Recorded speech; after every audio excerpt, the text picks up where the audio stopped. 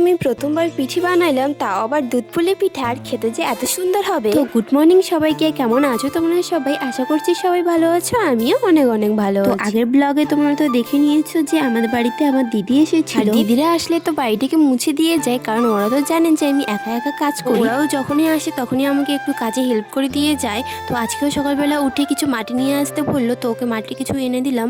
ও এখন বাড়ি মুছছিল। তো এইদিকে বাবা বাজার থেকে মাছ নিয়ে আসলো, তো ওটাকে এখন আমি বেচবো। তো আমি মাছ বেচছিলাম, আর এদিকে আমার ভাগনা আমার জন্য আইসক্রিম নিয়ে আসছিল।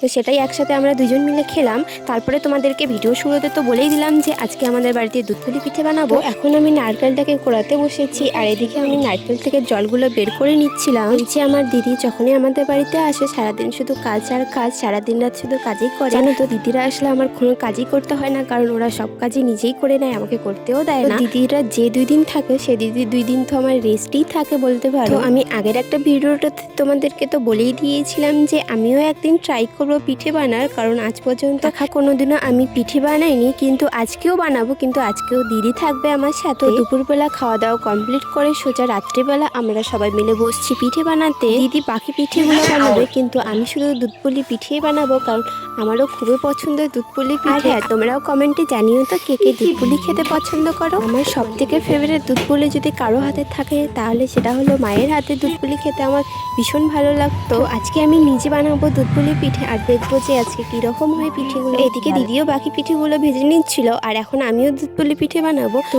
আমরা পিঠে বানিয়ে খেলাম, খেতে কিন্তু খুব টেস্টি হয়েছিল। সো আজকের ভিডিওটা এই পর্যন্ত। কেমন লাগলো কমেন্টে জানিও। ততক্ষণের জন্য সবাই ভালো থেকো, সুস্থ থেকো। দেখা হচ্ছে অন্য কোনো একটা ভিডিওতে। ততক্ষণের জন্য টাটা।